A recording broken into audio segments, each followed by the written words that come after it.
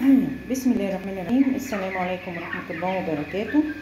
أبدأ كلامي بالصلاة والسلام على سيدنا محمد عليه أفضل الصلاة والسلام.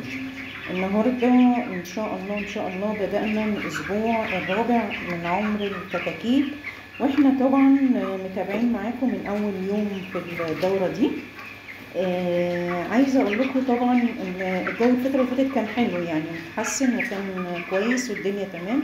بدأ بقاله يومين كده هوا جامد، لازم نظبط الدفع عندنا علشان لا قدر الله ما يحصلناش أي حاجة للفراخ برد أو أي حاجة. بس الحمد لله نظبط الدنيا. لو الجو سقع هنزود لمبة كمان، يعني لو حاسين ان المكان انت واقفه فيه وحاسه بسقعيه زودي لمبه كمان. انا هنا مزوده زي ما انتم شايفين، مزوده هنا دفايه وهم معاها، يعني قاعدين جنب الدفايه بيتدفوا.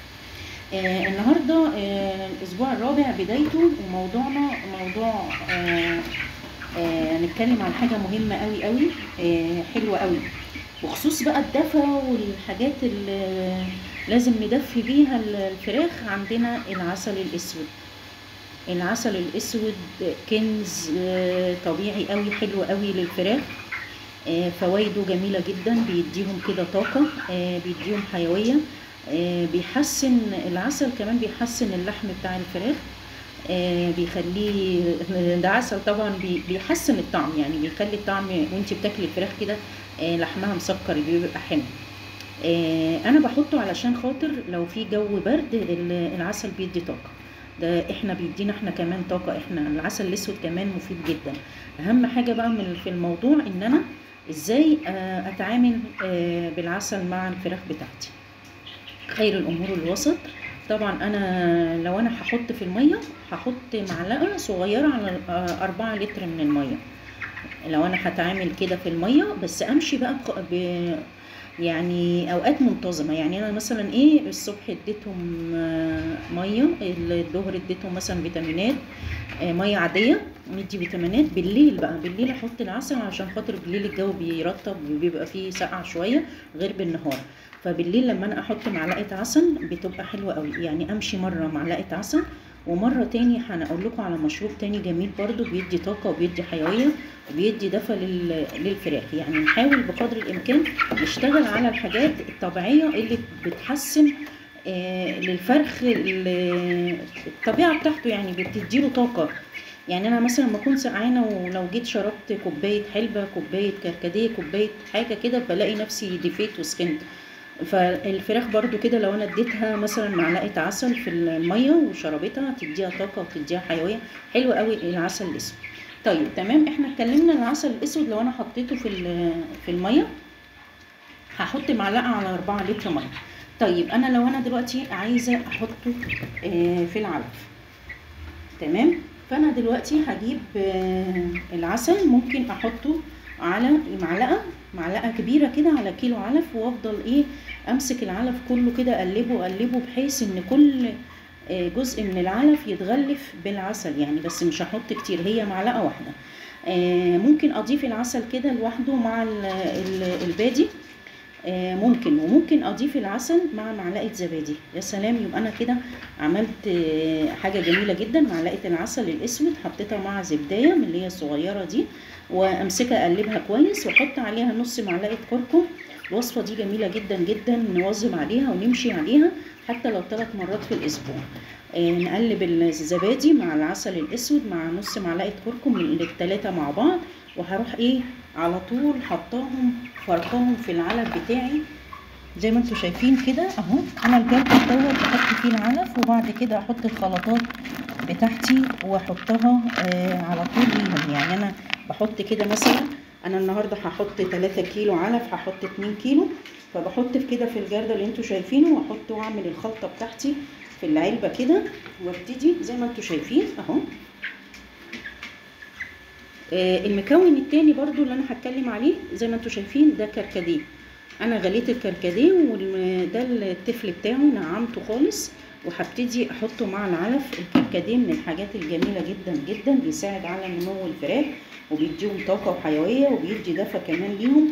بحب اعمل لهم مشروب الكركديه ده بالليل زي ما قلت لكم في بدايه الفيديو، الجو بالليل بيبقى اسقع من النهار، فلما احط مثلا مره بالليل اغلي كوبايه ينسون واحطها على مثلا سقايتين، لو عندي سقايه 3 لتر، فكوبايه اليانسون هوزعها على سقايتين.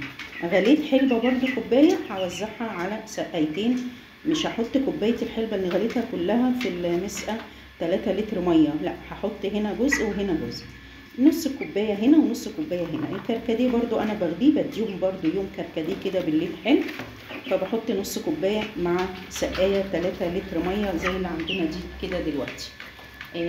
لازم نعمل الحاجات دي والمشروبات السخنه دي بالليل، بحب اعملها بالليل ليهم، بتديهم طاقه وبتديهم حيويه وجميله جدا جدا. يبقى النهارده الفيديو بتاعنا كان الاسبوع الرابع بدايته، وبدانا نعمل العسل.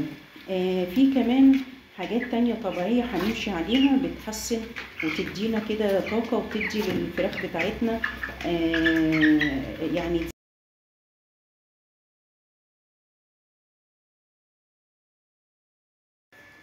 يبقى الفيديو بتاعنا النهارده زي ما اتكلمنا على فوائد العسل الاسود للفراخ، فوائدها جميله جدا. حاولوا قدر الامكان الحاجات المفيده نستخدمها في الدوره بتاعتنا عشان نوصل بدورتنا بر الامان، وكمان ناخد فرخ يبقى حلو، وكمان يبقى كمان حسنا من طعمه، علشان طبعا انتوا عارفين البادي والعلف وكده، فاحنا عايزين بقدر الامكان نخلي الفراخ البيضة ليها طعم عن اللي متربيه في البيت، طبعا ليها طعم عن الفراخ اللي بنشتريها من بره. طبعا زي ما انتم شايفين بصوا الفراخ دي يا جماعه دي قبر. بصوا الصدر بتاعها بسم الله ما شاء الله، الله اكبر، اللهم بارك يا رب. بصوا عامله ازاي. عايزه اوريكم بس الحاجات والخلطات اللي بنعملها بتدينا ان شاء الله ان شاء الله فرخ. اولا طعمه بتخليه بيبقى طعمه زي البلدي وزي طعم البط بالظبط، حاجه جميله جدا. فبالتالي لما بتربي وتحطي الخلطات دي بتدي طعم جميل جدا، فما بتاكليش الفراخ اللي هي بره خالص نهائي. انا عن نفسي مش باكلها عشان بربي، فانا عارفه فرق الطعم ده من ده. نحاول بقدر الامكان لما نربي حاجه نديها اهتمامنا ونديها الحاجه المفيده والخلطات المفيده ليها. ده الفيديو بتاعنا النهارده كان عن العسل الاسود وفوائده للفراخ. فوائده جميله جدا، بيديله طاقه، بيديله دفى، بيحسن من طعم الفراخ. كمان العسل الاسود بيزود المناعه، وده انا ببقى محتاجاه جدا للفراخ علشان خاطر مناعتهم تبقى قويه جدا، واي حاجه ان شاء الله ان شاء الله ما تاثرش فيهم، لان لما ازود المناعه فبالتالي الفرخ معايا هيبقى مناعته كويسه. لو جه اي برد جه اسهال جه حاجه مش هيطول معاكي، وان شاء الله ما يجيش حاجه من دي خالص طول ما انت مهتميه اولا بالفرشه، ثانيا بالتهويه، ثالثا بالنظافه. يعني هما الثلاثه دول، والتهويه يعني النظافه والتهويه والتدفئه، الثلاثه دول مهمين جدا جدا. والرابع بقى بتاعهم العلف والخلطات الطبيعيه والاهتمام بيهم، ده المهم.